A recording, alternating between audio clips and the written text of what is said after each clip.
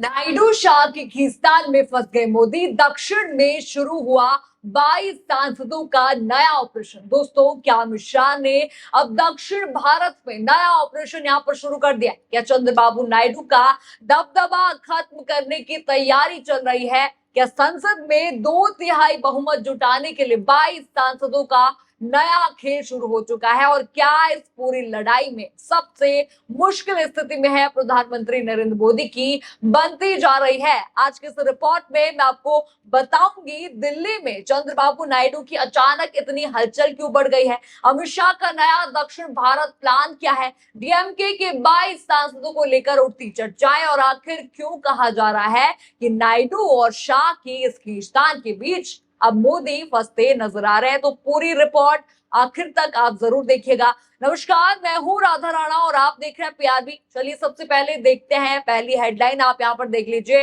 Special states या package budget से ठीक पहले दिल्ली में चंद्रबाबू नायडू, जाने क्या है मुलाकात का एजेंडा। देखा आपने हेडलाइन, आपने यहाँ पर देख ली, बजट आने वाला है और उससे ठीक पहले चंद्रबाबू नायडू एक बार फिर से दिल्ली पहुंच रहे हैं।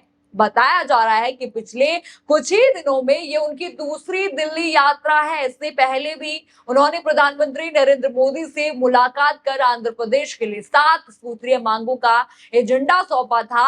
यानी कि नायडू अभी भी वही कर रहे हैं जो 2024 के चुनाव के बाद से लगातार वे करते आए हैं। समर्थन भी वे देंगे, लेकिन अपनी शर्तों पर समर्थन देंगे। और शायद यही बात अब बीजेपी के अंदर खास तौर पर अमित शाह को अखरने लगी है। वो नहीं चाहते कि जो है चंद्रबाबू नायडू अपने हिसाब से काम करे, वो चाहते हैं कि हम अपने हिसाब से काम करें। इसीलिए ये बात अमित शाह को अब अखरने लगी है। ये चर्चाएं यहाँ पर चल रही हैं। अब अगली हेडलाइन पर आप जरा नजर डालिए। लोकसभा में 2/3 बहुमत की संभावना से बीजेपी गदगद, विशेष सत्र बुलाने की तैयारी, कौन सा बिल होगा पास?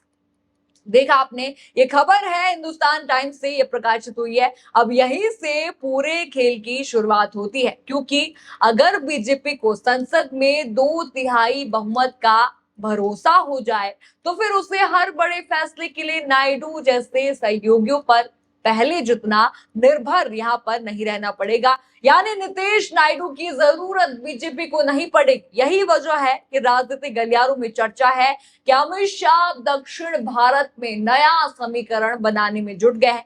चर्चा ये भी है कि नायडू की लगातार बढ़ती राजनीतिक ताकत और हर बार अपनी शर्तें मनवाने की रणनीति अब बीजेपी के लिए असहज होती जा रही है। ऐसे में अगर संसद के भीतर कहीं और से समर्थन मिल जाए तो नायडू का दबाव अपने आप कम हो जाएगा और यहीं से तमिलनाडु का पूरा खेल शुरू होता है।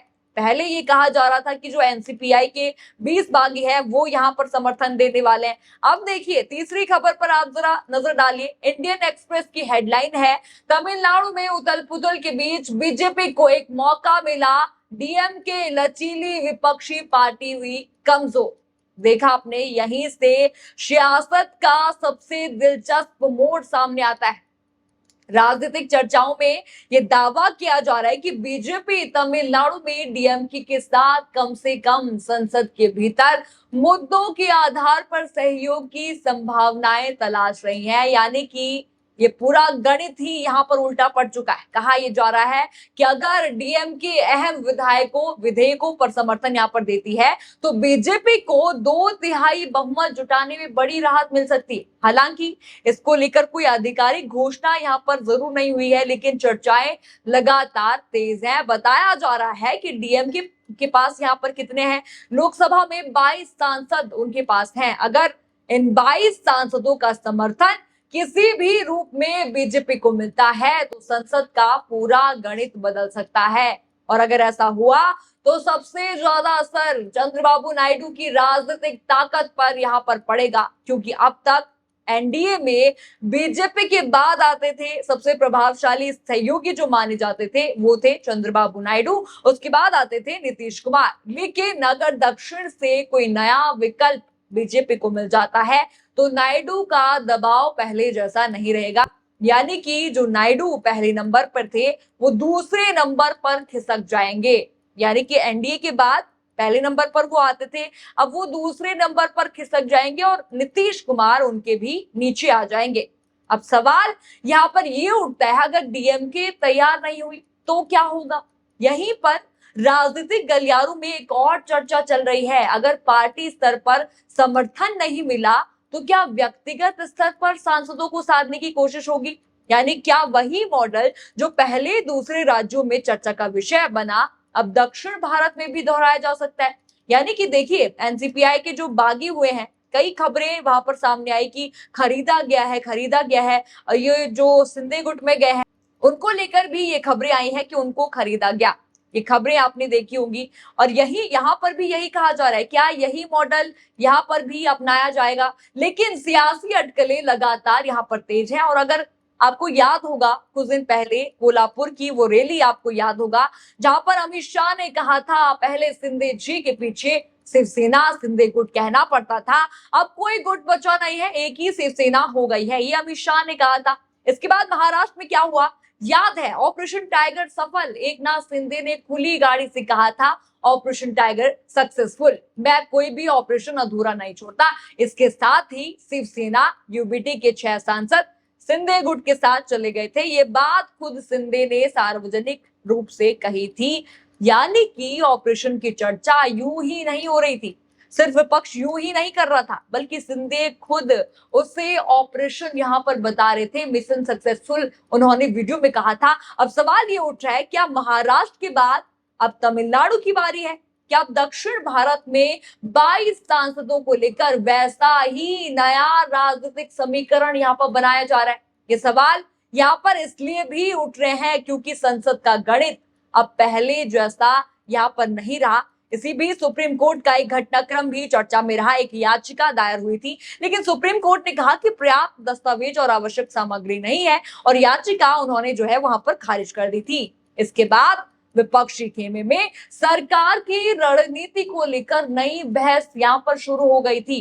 कई सवाल यहाँ पर उठने लगे थे। अब सबसे बड़ा सवाल यहाँ पर यह भी है, अगर बीजेपी को संसद में डीएमके जैसे किसी नए सहयोग का सहारा मिल जाता है तो क्या चंद्रबाबू नायडू का राजनीतिक महत्व कम हो जाएगा? क्या बार बार दिल्ली आकर अपनी शर्तें रखने वाले नायडू अब पहले जितने प्रभावशाली नहीं रहेंगे, या फिर नायडू भी इस पूरे खेला को यहाँ पर समझ चुके हैं और इसीलिए दिल्ली दौरे उनके लगातार बढ़ा दिए गए हैं?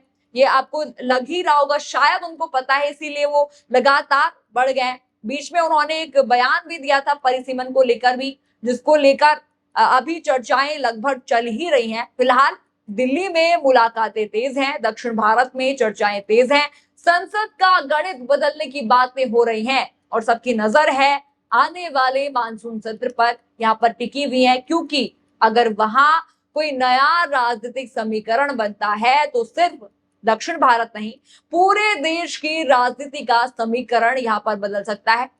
आप क्या सोचते हैं, क्या बीजेपी दक्षिण भारत में नया राजनीतिक समीकरण बना पाएगी? या डीएमके के जो 22 सांसद हैं वो यहाँ पर आ पाएंगे, या नायडू का दबदबा पहले की तरह यहाँ पर कायम रहेगा? आपकी जो भी राय है, अपनी राय कमेंट सेक्शन में मुझे जरूर बताइएगा। खबर आपको पसंद आई हो तो वीडियो को लाइक करें, शेयर करें और चैनल को सब्सक्राइब करना बिल्कुल मत भूलिएगा और बने रहिए पीआरबी के साथ। धन्यवाद।